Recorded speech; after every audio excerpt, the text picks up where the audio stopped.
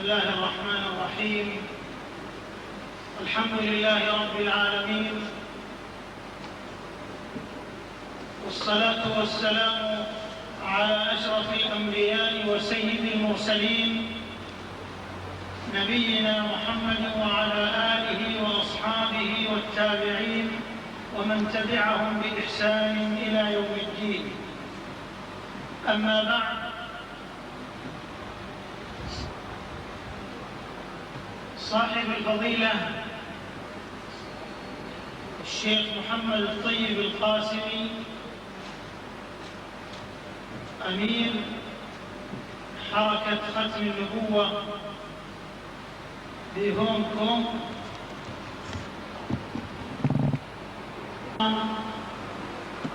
الإخوة الكرام أعضاء حركة ختم النبوة،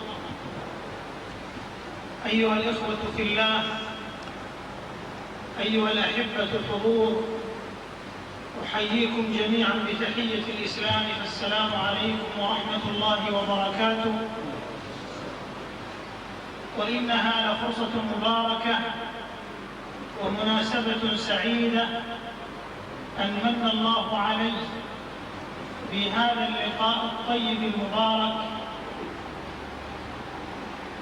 مع إخوتي في الله أعضاء هذه الحركة المباركة العاملة للإسلام في هذه البلاد التي تمثل مركزاً تجارياً وحضارياً عريقاً، وتحتل موقعاً استراتيجياً كبيراً يضاعف من النشاط بل ومن الأثر من الجهود في الدعوة إلى الله تبارك وتعالى والاعتزاز بما من الله عليهم به من الهداية لهذا الدين. فأشكر الله عز وجل على هذه النعمة، ثم أشكر الإخوة في هذه الحركة على ما غمروني به من محبة وحرارة في اللقاء وكرم في الضيافة، وعلى ما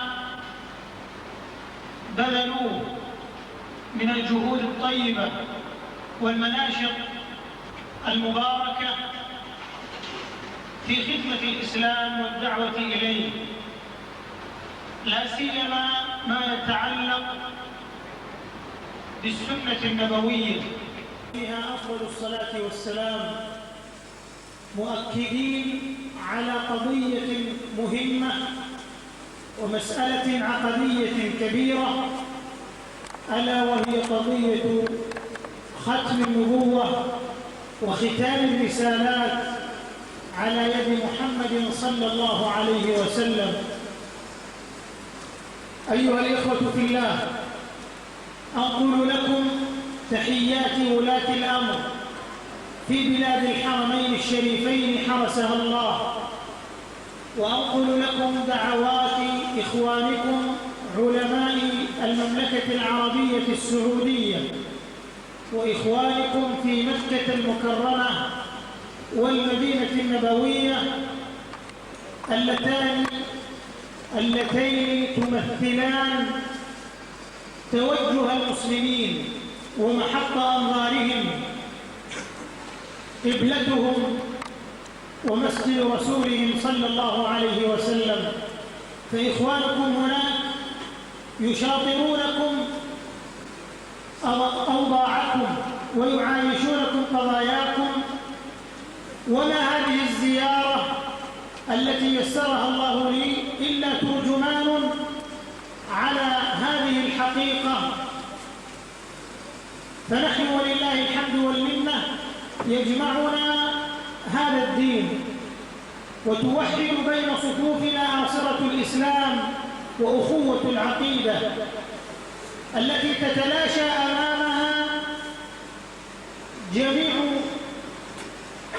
النظريات وكافة الميزات، لأن أخوة الإسلام هي العروة الوثقى التي لا تفصمها محدوديات الأقاليم وتباين اللغات واختلاف الألسنة وتعدد الأمصار والأقطار. فأخوة الإسلام وواجب التعاون على البر والتقوى هو الذي ينبغي أن يجتمع عليه المسلمون يدا واحدة، لا سيما في هذا العصر الذي كثرت فيه التحديات وتعددت فيه الهجمات. فمن منكر لتوحيد الله عز وجل، بل من منكر للألوهية والعبودية لله الواحد القهار، ومن خائن في أسماء الله وصفاته على غير هدى وبرهان، ومن مرتكب للشركيات والبدع والمخالفات، ومن منكر للسنة النبوية على صاحبها أفضل الصلاة والسلام، ومن منكر لختم الرسالات والنبوات بنبينا محمد صلى الله عليه وسلم. ناهيكم عن كثير من الأفكار الهدامة والعقائد المنحرفة التي يعايشها كثير ممن ينتسبون إلى الإسلام والعياذ بالله. وهذا يجسد المسؤولية علينا جميعا أن نلتزم الإسلام الصحيح، أن نلتزم الدين الحق الذي جاء به كتاب الله وسنة رسوله صلى الله عليه وسلم، وسار عليه صحابة رسول الله صلى الله عليه وسلم خير القرون والتابعون لهم بإحسان رضي الله عنهم جميعا وأرضاهم. من أراد النجاة ومن أراد السعادة ومن أراد صلاح الحال والمآل وسعادة الدارين والفوز في الحياتين فليلتزم ما التزمه سلف هذه الأمة رحمهم الله ورضي عنهم.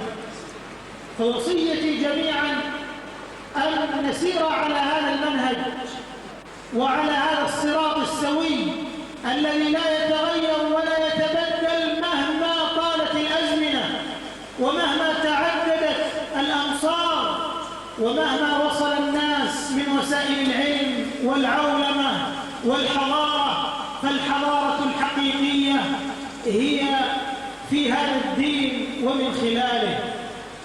بمعابد الإفرنج كان أذاننا قبل الكتائب يفتح الأبصار. كنا جبالا في الجبال وربما سرنا على متن البحار بحارا. لم تنس أفريقيا ولا صحراؤها سجداتنا والحرب تقذف نارا. كنا نرى الأصنام من ذهب فنحطمها ونحطم فوقها الكفار. ندعو جهارا لا إله سوى الذي صنع الوجود وقدر الأقدار. بهذا المنهج وبهذه العزة وبهذه الحضارة وصل أسلافنا. وما أشبه الليلة بالبارحة أيها الإخوة، فالأمة الإسلامية بحمد الله تشهد صحوة إسلامية. نحن في أقاصي المشرق في هذه البلاد ونجد ولله الحمد والمنة هذه الوجوه المؤمنة، نجد هذا الحس الإسلامي، نجد هذا النشاط الطيب، نرى هذه المساجد وهذه المراكز ومدارس تحفيظ القرآن الكريم. أليس ذلك من بشائر نصرة دين الله عز وجل؟ إنه مهما كثرت الهجمات ومهما تعددت التحديات فإن دين قبل لدين الله. فالله الله أن لا يمد اليأس إلى النفوس، بل علينا أن نبذل الجهد والجهيد والنفس والنفيس خدمة لدين الله عز وجل ودعوة إلى محاسن شريعتنا الغراء. أيها الإخوة، يقول الله عز وجل: ما كان محمد أبا أحد من رجالكم ولكن رسول الله وخاتم النبيين. ويقول صلى الله عليه وسلم: أنا خاتم الأنبياء ولا نبي بعدي. وقد بين صلى الله عليه وسلم ختمه للنبوة وأنه هو الرسول الخاتم عليه الصلاة والسلام. أبعد ذلك كله يأتي من يدعي الإسلام ويدعي نبوة غير محمد صلى الله عليه وسلم؟ لا شك أن هذا من أعظم الفرية والافتراء والكذب على الله وعلى رسوله صلى الله عليه وسلم.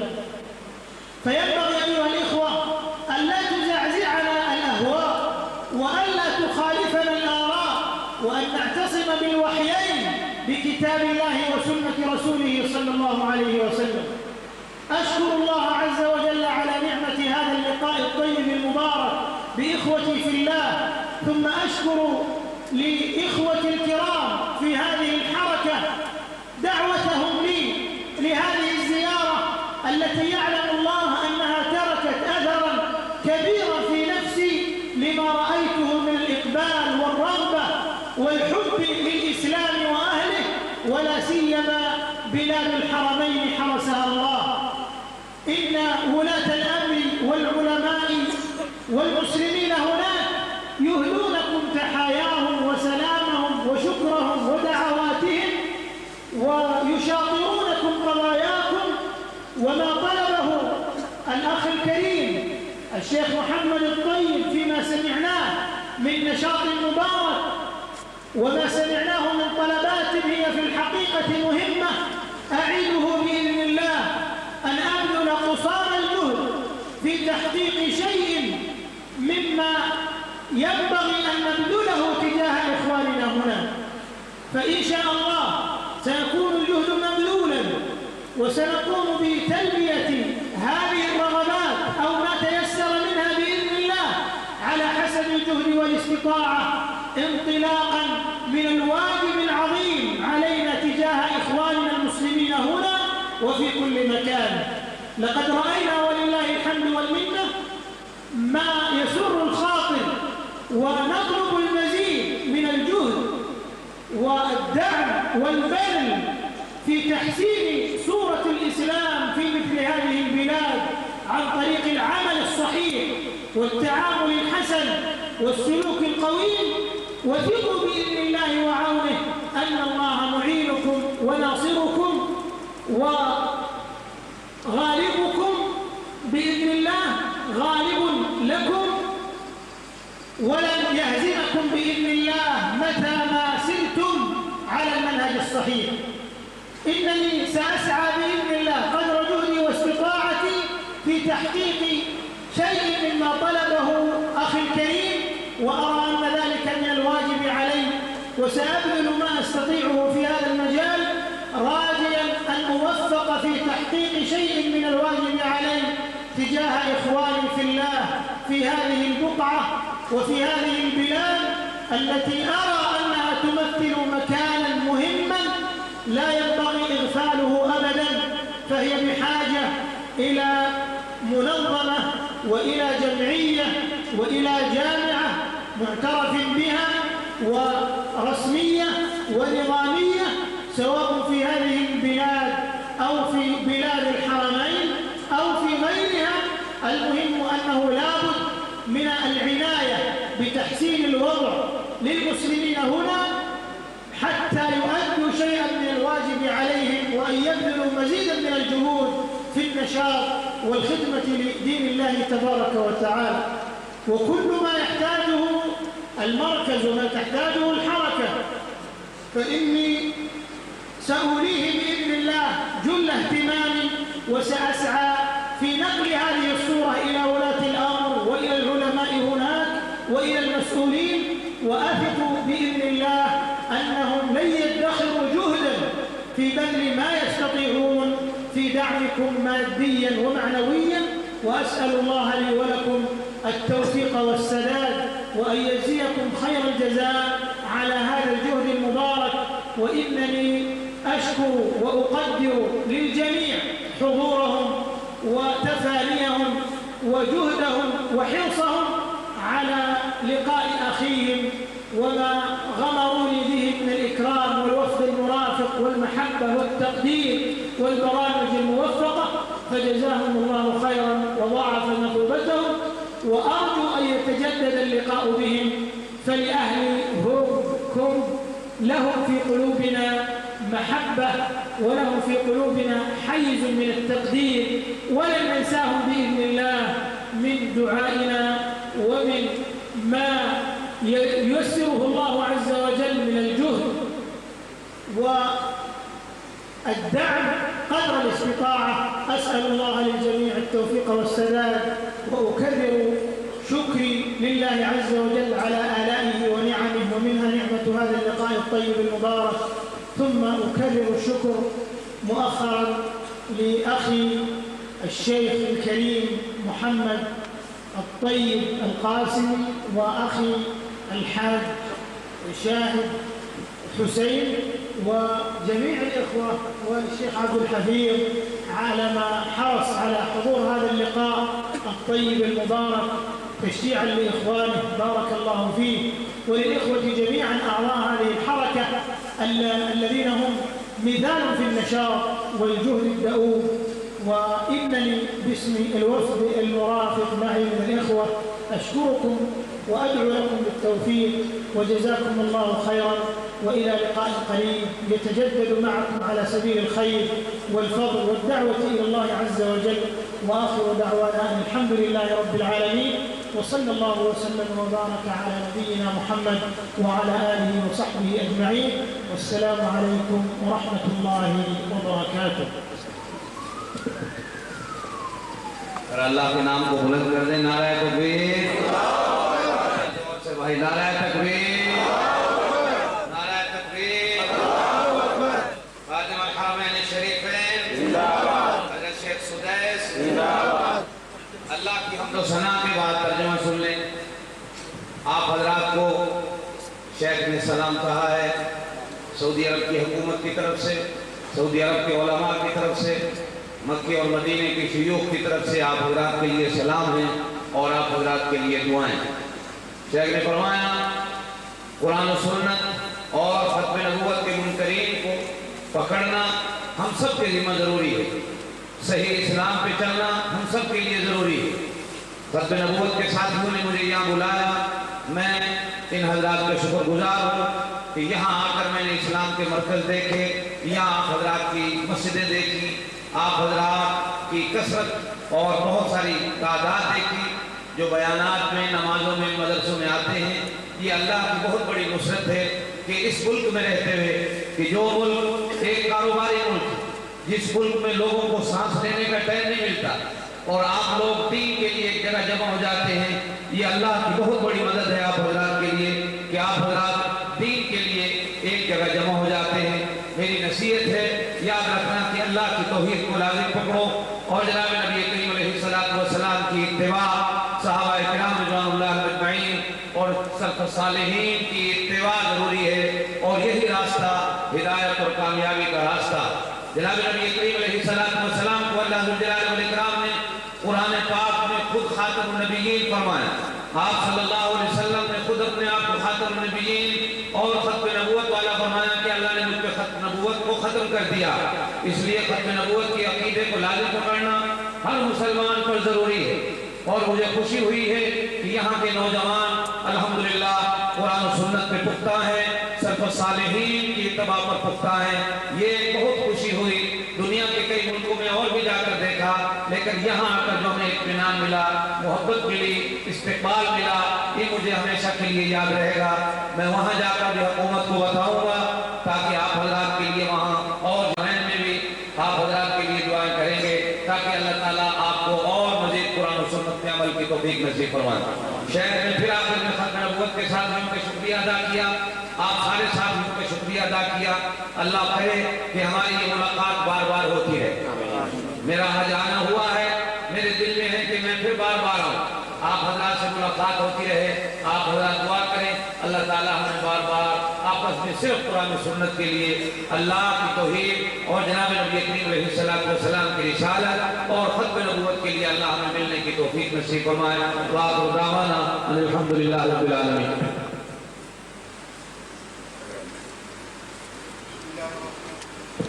بسم اللہ الرحمن الرحیم۔ شیخ صاحب تحفہ دینا چاہتے ہیں شیخ حسین شاہد حسین خان اور شیخ محمد طیب امیر جماعت حرکت ختم النبوہ، تشریف لائیں۔ شیخ شاہد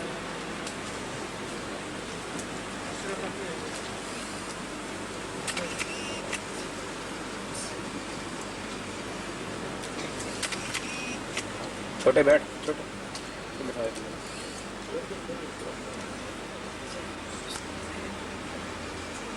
السلام